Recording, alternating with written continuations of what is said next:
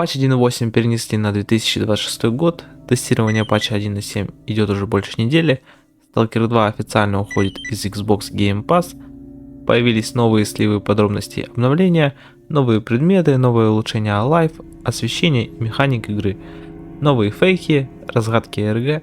Сегодня все разберем, поэтому обязательно досмотрите видео до конца, поставьте лайк и не забудьте про подписку. Стало известно, какой новый вариант погоды появится в новом патче. И это не туман, как многие могли подумать. Это морось, или проще говоря, легкий дождик. Из дорожной карты было известно о новом режиме погоды, и судя по упоминанию в дорожной карте, будет только один новый вариант погоды. Я ставил на то, что это будет туман. А туман вокруг себя хоть и можно активировать командой в консоли, то сам он никак не образуется. Сам режим тумана активно используется в Мертвой долине и в аномалии мгла. Так что остается лишь гадать, сможет ли появиться такой туман без команд по всей зоне, с будущими обновлениями. Так как сама морось часто выпадает из тумана или слоистых облаков. На этом не все. Из ответа комьюнити менеджера следует, что капля дождя начнут отображаться на забрале шлема в патче 1.7. Но комьюнити ошибается. Я думаю, что слова комьюнити менеджера не так поняли, и правду говоря, он имел в виду именно новый вариант погоды. Поэтому капли от дождя не будут отображаться на забрале шлема. Хотя, все может быть. Пишите, что думаете в комментариях, а мы перейдем к полусвежему сливу. Один из официальных англоязычных контент-мейкеров Dave, Game with Dave, слил подробности нового обновления Alive. Разработчики проделали довольно большую работу над улучшениями. Как произошел слив? Доверенная личность и партнер GSC, по совместительству еще и мододел Shaytech, в личных сообщениях раскрыл Дэйву в подробностях новые изменения Alive и создал инструментарий и модификацию, позволяющий видеть маркеры NPC и отслеживать местоположение отрядов в офлайн режиме, как в чистом небе. Дэйв неправильно все понял и подумал, что Шей лично доработал эти изменения и без спроса GSC и Шея выпустил видос с этими подробностями, и тем самым подставив Шея перед GSC. Видос, естественно, Дэйв быстро удалил, осталось лишь превью, как и видос с извинениями Дэйва, где он извинился. Да и собственно сливать он действительно ничего не хотел, и лишь рассказать о моде. Но оказалось, что это не мод, а официальный тестовый билд для теста Alive. Вот такое вправду случается. Хотел рассказать про мод, а случайно слил билд. Так что там за изменения Alive такие в этом билде? События на карте генерируются случайным образом, вне поля зрения скифа, без ограничения по дистанции. Сейчас же ограничение 100 метров. Теперь после любого боевого столкновения NPC или мутанта будут оставаться трупы на всей карте, указывая на остатки последствия битвы, которые произошли в случайном месте, где оказался игрок. NPC и мутанты живут своей жизнью в зоне, вдали от нас. Расширение точек спавна NPC, мутантов и событий по карте с 52 до 551, аж 10 раз больше, чем в оригинале. Сократили время спавна новых отрядов NPC с 4 минут до 2. Также сократили время спавна мутантов с 7-8 минут до 2 минут. И мод Шея добавил маркеры NPC на карту для отслеживания местоположения отрядов. Пока как это все работает, не продемонстрировано и находится в альфа-версии. Поэтому будут ли такие крупные изменения с патчем 1.7, я считаю, что точно не стоит ждать. Но если такие изменения и вправду наконец появятся, то смело можно назвать это возвращением обещанного Alive. В патче появится новый предмет для серии, и который довольно часто появляется в модах. Но конечно в ином виде. Это электронный кошелек с купонами в виде SD-карты. Еще с релиза в файлах локализации есть подробности о этих SD-картах. И автор мода «Точка невозврата» даже реализовал их в своей глобальной модификации на Stalker 2. Вот так они выглядят, модификации. SD-карты можно будет найти в тайниках по всей зонушке. И как всегда, нам точно неизвестно, можно ли будет подбирать их с трупов или КПК других сталкеров, кроме тайников. Появится переработка энергетиков, согласно информации с файлов локализация будет подразумевать отрицательные эффекты при чрезмерном употреблении за короткое время, скиф будет ощущать дрожь, ослабление эффективности энергетика при частом использовании на протяжении долгого времени. Раз переработка энергетиков будет, значит и выносливости, поэтому будем надеяться, что и на сон и голод разработчики не забьют болт. Хотелось бы вернуть возможность выбирать до скольки часов спать, как это было в ЗП. Рекомендую вот этот мод, если вас тоже очень бесит, что нельзя выбирать конкретное время в ванильной версии. Будет переработан интерфейс снаряжения. Более подробная статистика и информация, больше наглядности для сравнения эффективности надетого снаряжения. Уровень сложности мастер. Новое испытание для опытных игроков, иконка которого пылится с релиза, подробности которого стали известны в файлах локализации после патча 1.5, И официально пункт про сложность появился в дорожной карте. Я уже 4 раза рассказывал про него, но повторюсь для новых слушателей. Этот уровень сложности подойдет только самым опытным игрокам. Этот уровень сложности можно выбрать только в начале игры. Если вы поменяете уровень сложности на другой, то не сможете вернуться к мастеру. Сохранения в этой сложности работают иначе. Забудьте про кнопку «Быстрое сохранение». Ее не существует. Сохранение происходит только при выходе из безопасных лагерей сталкеров по типу Залесье, Тарикона, Химзавода. И во время важных заданий, когда зона решила, что ты достоин. Дальше по списку у нас остаются бинокли, увеличенная продолжительность дня, больше новых заданий от старых и новых друзей, новые аномалии. Как вы думаете, появится ли это все в патче 1.7? Пишите в комментариях.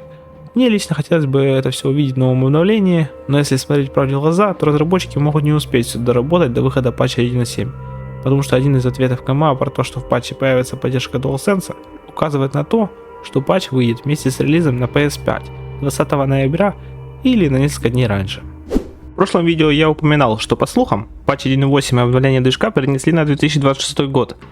Планы студии резко поменялись, и они решили выпустить обновление движка до версии 5.5.4 вместе с первым крупным дополнением.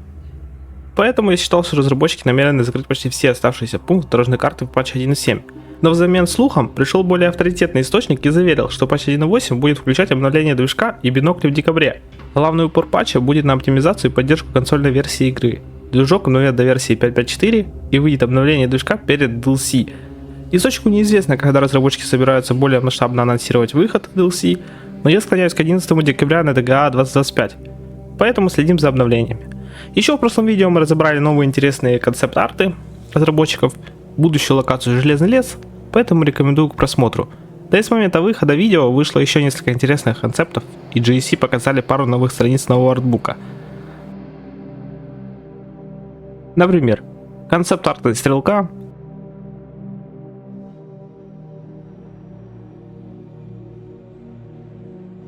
референсы, по которым создали его образ, доктор Далин,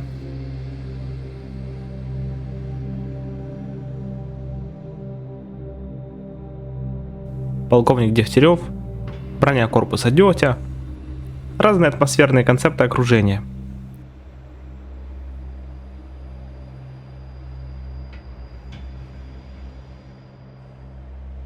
Окрестности Рыжего леса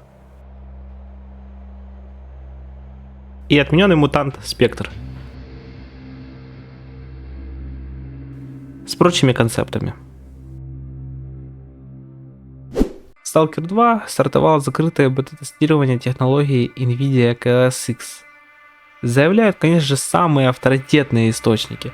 GSC Game World проверяет новую систему освещения и отражений, которая с помощью ИИ делает картинку еще реалистичнее и стабильнее, даже в самых тяжелых сценах. Рассказывает о том, что KSX это шаг вперед для обладателей мощных ПК, поддержка 4К и даже 8К, улучшенные тени и освещение, оптимизация нагрузки на видеокарту. На консолях технология недоступна, но тестеры уже помогают разработчикам довести ее до идеала. В чем же подвох данной новости? Что руснявые паблики не заметили, что такой технологии даже не существует. В принципе, ничего нового.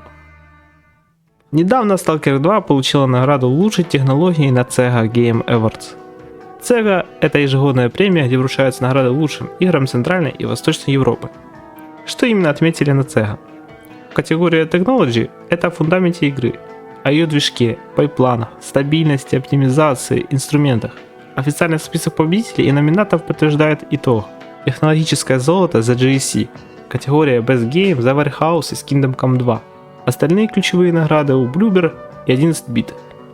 Те, кто внимательно наблюдают за рынком, согласны, это честная карта силы региона и сигнал, что Украина это прежде всего о сложных инженерных решениях, не только об атмосфере. Техническая состоятельность – это о длинной волне жизни игры. Сегодня сила Stalker 2 не только, собственно, в самом продукте, но и в пострелизной инженерии. Выходят регулярные патчи, происходит работа с производительностью, поддерживается экосистема моддинга, системные изменения вроде PNV, новые аномалии, геймплейные и технические улучшения. Все это поддерживает живость игры. GSC Game World опубликовали недавно трейлер Stalker 2 Сердце Чернобыля на PS5, напомнив, что переноса не будет и релиз состоится 20 ноября. Разобрав трейлер, никаких отличий от версии Xbox и ПК не было замечено, но по-прежнему GSC обещают более улучшенное качество на PS5 Pro. И для любителей собирать физические издания уже сейчас на Мое можно предзаказать издание первого дня. А если вы не из Украины, то ищите на сайте GSC партнеры магазины в вашей стране. Напоследок обсудим ARG. ARG все, разгадан. Пока, конечно, неофициально, но комьюнити добралось к секретной странице на сайте радиоблога Банзая, в которой были зашифрованы координаты, указывающие на Малахите у перекрестка на будку, где в одной из тумбочек находится флешка с TV. Флешку и шифр с TV уже давно затуманили и расшифровали, получив изображение локации и код от сейфа на Малахите 0430. Место, на которое вышли за бункером ученых на Янтаре, там находится вход в туннели. После их прохождения можно выйти на комнату со снорками и трубами. На трубе будет КПК, в котором рассказывается о печальной судьбе группы Медулина, которая шла к загадочному источнику сигнала. Пока на этом все. Ничего нового, но вот вам инсайт. GSC очень расстроились тому, что комьюнити почти сразу нашли туннели под Янтарем. Думаю, в ближайшее время продолжение RG все еще нас ждет. Возможно, с патчем 1.7 разработчики добавят продолжение в самой игре.